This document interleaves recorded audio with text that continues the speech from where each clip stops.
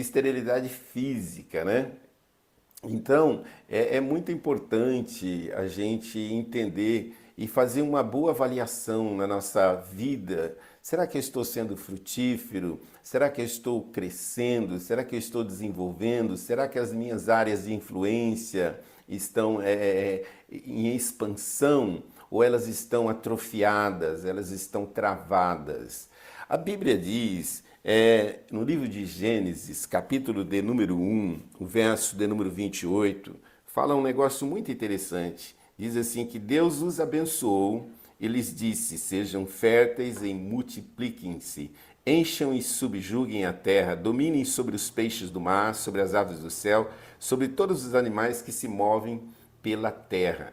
Então a proposta de Deus é que nós sejamos frutíferos, que é a proposta de Deus que haja em nós essa unção, essa graça da multiplicação, onde nós colocarmos a palma das nossas mãos, onde se multiplicar, venha crescer, venha prosperar. Então, já há isso em nós, mas aí entra o pecado no mundo e, por consequência, a ação do diabo também no mundo, trazendo esterilidade, trazendo escassez, trazendo ausência de recursos, e não apenas físicos, mas espirituais e emocionais, não é verdade? E aí você vai para a Bíblia e você encontra pela primeira vez essa questão da esterilidade, lá no livro de Gênesis, capítulo de número 12, quando Abraão, ele é apresentado de certa forma e tinha uma esposa chamada Ana, ou Sarai, que era estéril. A Bíblia diz que Sara era estéril. Mas antes ainda, em Gênesis capítulo de número 4, após a morte de Caim por Abel, ou Caim matou Abel, após a morte de Abel por Caim, a Bíblia diz que por causa do sangue derramado de Abel de uma maneira injusta sobre a face da terra, a terra se tornou, de certa forma, amaldiçoada. Ela se tornou abrolhos, ou seja, ela se tornou sequidão, estéril. Então, o sangue derramado de uma maneira injusta numa terra, numa propriedade, numa casa, numa cidade, faz com que aquele território ele se torne contaminado, tornando-se estéril. E é assim também que acontece quando há um aborto. Quando há um aborto, um sangue é derramado num ventre da mulher, num território produtor, frutífero, bastante sério essa questão da esterilidade e nas mais variadas áreas aonde ela abrange. Então, a gente olha na Bíblia que várias mulheres eram estéril. Ana era estéril, Isaac casa-se com uma mulher, Rebeca, né? E ele ora por 20 anos para que ela se torne mãe, né? Para que se torne fértil. A Bíblia fala de Abraão também, que ele orou e esperou 25 anos pelo cumprimento de uma promessa. A Bíblia fala de Zacarias, né? Que ele ora também por Isabel, Lucas 1,13, para que ela se pudesse tornar estéril. E após uma experiência que ele tem no templo, ele então, quando retorna e tem, obviamente, relacionamento com a sua esposa Isabel, a Bíblia diz que ela gera um filho chamado João Batista. Mas antes ela era estéril. E ela veio gerar já na velhice. Então, o que acontece quando há esterilidade e qual é a cura para a esterilidade? A primeira coisa que a gente precisa observar é a causa, a origem. Por que aquele território, aquela pessoa, aquela cidade, aquela empresa se tornou estéril? Por quê? Por que ela se tornou um lugar de escassez, um lugar vazio, um lugar solitário? Por quê? Então, a primeira coisa, porque a esterilidade é um sintoma. E todo sintoma é amparado por uma causa. Então, quando você, por exemplo, está com febre, está com dor, isso não é a enfermidade, não é a causa, é o sintoma. Então, quando você combate o sintoma, você não consegue identificar a causa.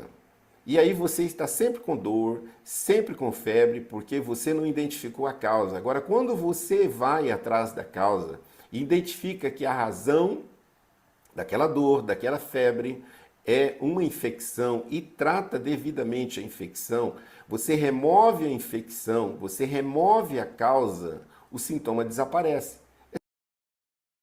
É simples assim. Então, espiritualmente também é assim. Fisicamente também é assim. Então, quando você identifica a causa, remove a causa, então o sintoma desaparece. De que o sintoma é a esterilidade, você precisa descobrir a causa.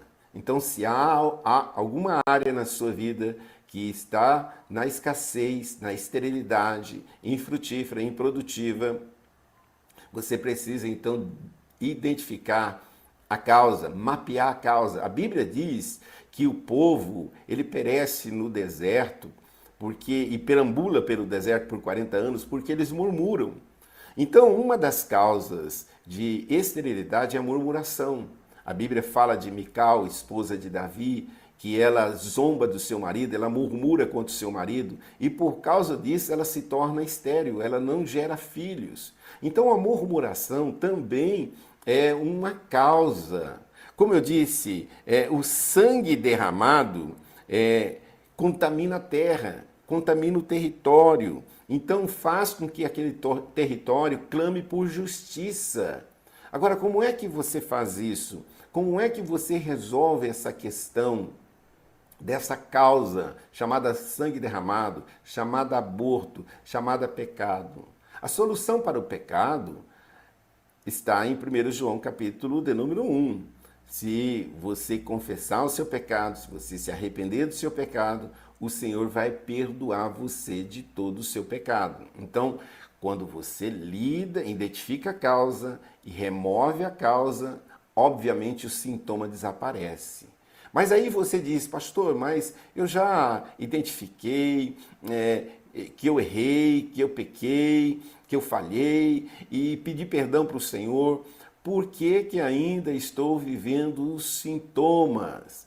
Por que que a esterilidade ainda continua atuando na minha vida? O que é que eu faço? Vamos observar a história de Ana. 1 Samuel, capítulo de número 1. A Bíblia diz que Ana era estéril. E é interessante, não foi pecado, talvez foi uma herança, um legado genealógico que ela recebeu. Está ali no seu DNA, tá? Recebeu isso, né? Essa esterilidade. E ela continua sendo fiel ao seu esposo e fiel ao Senhor. A Bíblia diz que ela continuava indo à igreja, ao templo, e numa dessas idas ao templo, ela está chorando muito, e ela está clamando ao Senhor, ela está fazendo um propósito com o Senhor. Olha que coisa interessante. Ela fez um propósito com o Senhor, tipo assim, se você me der um filho, ó Deus, eu vou devolver ele para o Senhor. Foi um propósito, foi um voto, não é verdade? Só que o sacerdote, ele se depara com essa mulher ali no templo e dava a impressão que ela estava embriagada, aos olhos dele. E ele diz para a mulher, escuta, você está embriagada na casa do Senhor? E ela diz, não, meu Senhor, eu não estou embriagada, eu estou me derramando diante de Deus. E aí ele diz algo muito interessante, que está em 1 Samuel, capítulo de número 1, verso 17. O sacerdote Eli diz para ela, vá em paz e que o Deus de Israel lhe conceda o que você pediu. Aquela mulher recebeu uma palavra, uma palavra. E ela saiu dali grávida, no seu ventre, com uma palavra. Ela chega em casa, ela se relaciona com o seu esposo e agora então ela se engravida e ela gera um filho que se torna um dos maiores profetas do Velho Testamento, chamado profeta Samuel. Então ela se engravidou de uma palavra. E a Bíblia também diz, no livro de 2 Reis, capítulo de número 4, a partir do verso de número 8, fala a respeito de uma mulher sunamita. Ela era casada com um homem mais idoso, a qual ele já não tinha mais condições de gerar filho. Mas ela serve o homem de Deus. E o homem de Deus fala para ela algo muito interessante no verso 16 e verso 17. E ele disse: por volta dessa época, no ano que vem, você estará com um filho nos braços. E ela contestou: não, meu senhor, não iludas a tua serva, homem de Deus. Mas, como Eliseu lhe dissera, a mulher engravidou e no ano seguinte, por volta daquela mesma época, deu à luz a um filho. Ou seja, aquela mulher se engravidou como resultado de uma palavra liberada e uma palavra recebida, porque a palavra é liberada, mas ela precisa ser recebida, ela precisa ser aceita.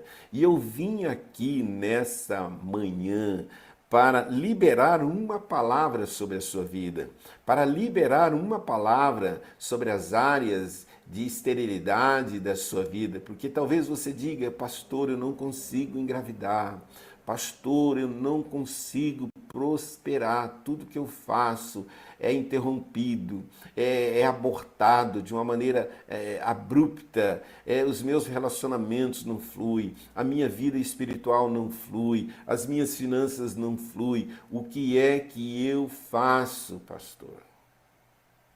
Eu vim aqui, como eu disse, trazer uma palavra para a sua vida. E quando você recebe uma palavra de Deus, você pode gerá-la ou abortá-la. Eu vou repetir isso. Quando você recebe uma palavra de Deus, você pode gerá-la ou pode abortá-la. Ana recebeu uma palavra de Deus através do sacerdote Eli. Ela gerou aquela palavra. A sunamita recebeu uma palavra de Deus através do profeta. Ela gerou essa palavra. E eu vim aqui nesta manhã para liberar uma palavra sobre a sua vida financeira, sobre a sua vida espiritual, sobre a sua vida social, relacional, sobre a sua vida conjugal. Agora você pode gerá-la ou você pode abortá-la. Todas as vezes quando eu recebi palavras proféticas por parte de homens e mulheres de Deus, em as quais eu tomei posse, eu gerei elas e elas se transformaram no resultado daquilo que era proposta. Num determinado momento da minha vida, eu estava enfermo, tinha um problema sério na minha coluna, eu recebi uma palavra.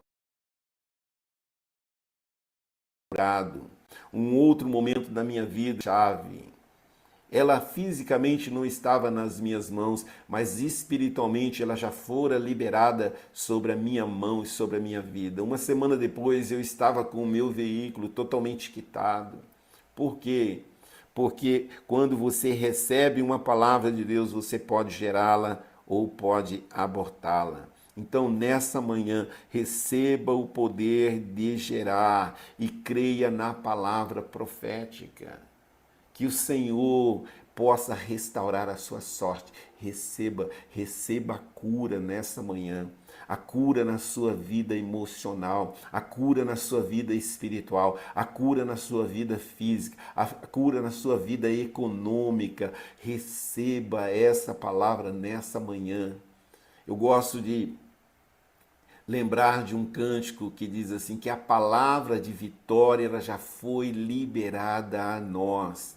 Já lá em Gênesis, como eu iniciei essa live, que Deus já nos deu, já colocou dentro de nós essa capacidade de gerar, de multiplicar. Então que nessa manhã você possa destravar isso, possa liberar isso e possa entender que aonde você colocar a planta dos seus pés, Deus te dá por possessão. Onde você colocar a palma das suas mãos, Deus ali ordena a bênção, porque as bênçãos de Deus te seguem, te perseguem e te alcança. Então não diga eu sou um miserável, eu não tenho o suficiente. Não diga isso, diga eu tudo posso naquele que me fortalece. O Senhor é aquele que me dá vitória. Eu vou andar de vitória em vitória. Cristo Jesus, uma vida abundante, porque é isso que ele tem para você e é isso que ele tem para liberar, principalmente através de você, porque Deus não quer apenas te abençoar, ele quer fazer de você uma bênção. Ele quer fazer de você aquilo que João, capítulo de número 4 diz, ele quer fazer de você esse poço que libera águas, que sacia a sede das pessoas que estão ao seu redor. Então, nessa manhã, receba uma palavra de cura, receba uma palavra de vitória, receba uma palavra de crescimento, de multiplicação, receba uma palavra de paz, para que o seu coração aquiete e você possa perceber os planos, o propósito de Deus para a sua vida, porque Ele não te criou para nada, Ele não te criou para sofrer, mas Ele te criou para viver e viver uma vida plena. É isso. Eu quero orar por você, mas antes eu quero dar um salve aqui, né? Eu estou vendo agora o Thiago apareceu, né? A Sônia, a Cíntia Cardoso, lá de Portugal. A Cíntia, Deus abençoe. Cristiano também está ali, paz, bom dia. E mais uma vez ali a Anaías, lá da Espanha, que Deus abençoe. Deus abençoe grandemente a vida de cada um de vocês. Ei, Deus tem coisas extraordinárias. Ontem eu pude celebrar um milagre. Ontem eu pude contemplar um milagre da cura da esterilidade. Meu filho já deu testemunho, eles tinham dificuldade para engravidar-se. Casaram-se com sonhos de serem pais e eles tinham dificuldade para engravidar-se. E eles também não tinham recursos para fazer um tratamento, né? Para poder, com auxílio da medicina, se tornarem grávidos. Mas eles tiveram uma experiência onde, de repente, eles estavam estudando numa determinada cidade e eles se viram grávidos. E, por consequência, celebraram o milagre da cura, celebraram o milagre da fertilização e de repente, houve um aborto espontâneo. Essa criança, ela não vinga. Mas houve orações, aquele território foi descontaminado, sabe? Pelo poder da oração, pelo poder da palavra. E passou-se alguns meses depois, eles se viram grávidos novamente. E ontem nasceu o meu neto, o filho do meu filho, o filho daquele que aos olhos humanos não conseguiria ter uma fertilização natural, gerar um filho de uma maneira natural, precisaria tentar-se através da medicina, dos recursos clínicos. Mas ontem nasceu meu neto, o Gael, e a partir de hoje eu sou avô. Não apenas avô de uma criança, mas avô de uma promessa. Por quê? A promessa se cumpriu. Essa palavra de Gênesis, capítulo de número 1, verso 28, onde Deus diz, sejam férteis e multipliquem-se, encham a terra e subjuguem-na, domine sobre os peixes do mar e por aí vai. Então, que essa palavra, ela possa encontrar um espaço no seu coração e você venha sair dessa live grávido dos sonhos de Deus no seu útero espiritual, grávido dos sonhos de Deus de salvação da sua casa, de redenção da sua família, de crescimento, de desenvolvimento. Essa é a minha palavra para você e eu quero orar por você nessa hora.